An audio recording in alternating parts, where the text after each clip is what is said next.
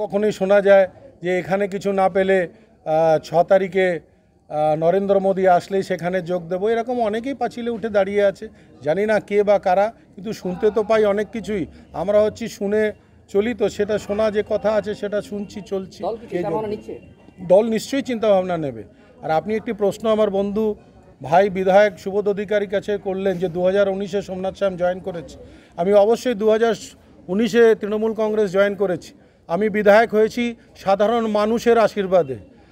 রেবা রাহা গত 30 বছরের যিনি কাউন্সিলর, তিনি তার প্রাপ্য সম্মান পেয়ে ভাটপাড়া পৌরসভার চেয়ারম্যান।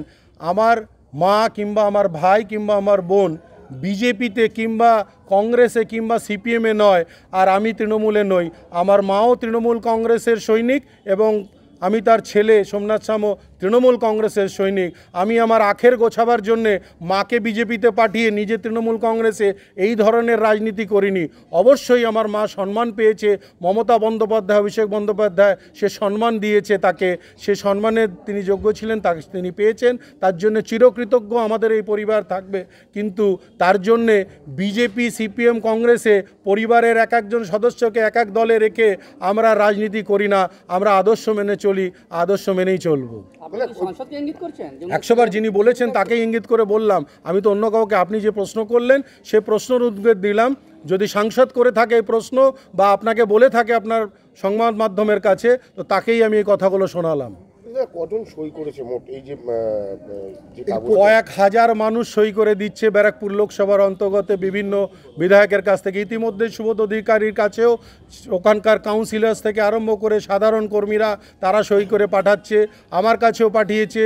পার্থ ভৌমিক আমাদের যিনি নেতা এই অঞ্চলে, তার কাছেও পাঠিয়েছে।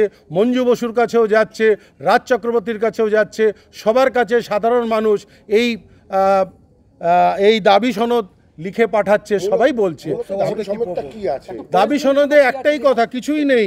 এটা ধরে আছে মাননীয় মুখ্যমন্ত্রীকে জানাচ্ছে 2019-এর লোকসভা নির্বাচনের আগে এবং পরে সুপরিকল্পিতভাবে বাংলা বিদেশি বিজেপি কেন্দ্রীয় বাহিনী সঙ্গে নিয়ে ওই লোকসভার প্রত্যেকটি গ্রাম অঞ্চলে যেভাবে দাপিয়ে তারা মানুষকে হেন করেছিল। 2800 সক্রিয় তৃণমূল কংগ্রেসের কর্মী গৃহহীন পড়েছিল।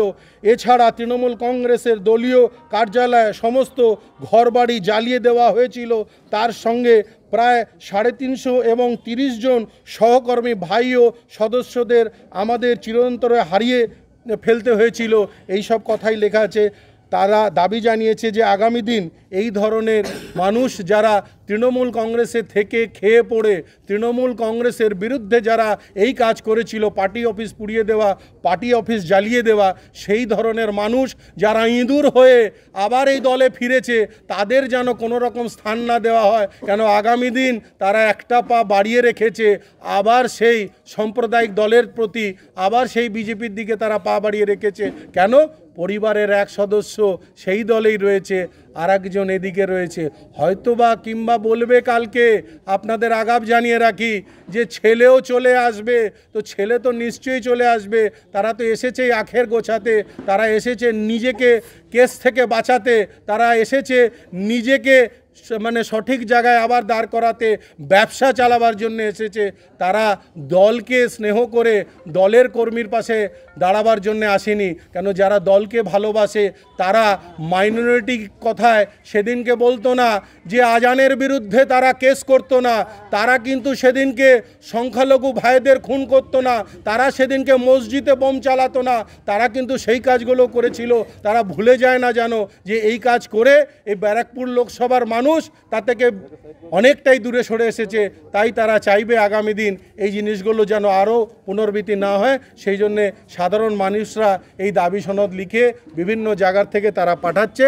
আমরা অবশ্যই মাননীয় মুখ্যমন্ত্রীর হাতে এটা তুলে দেব। মামুদপুরে কি কোনো নাম উল্লেখ করেছে কর্মীরা?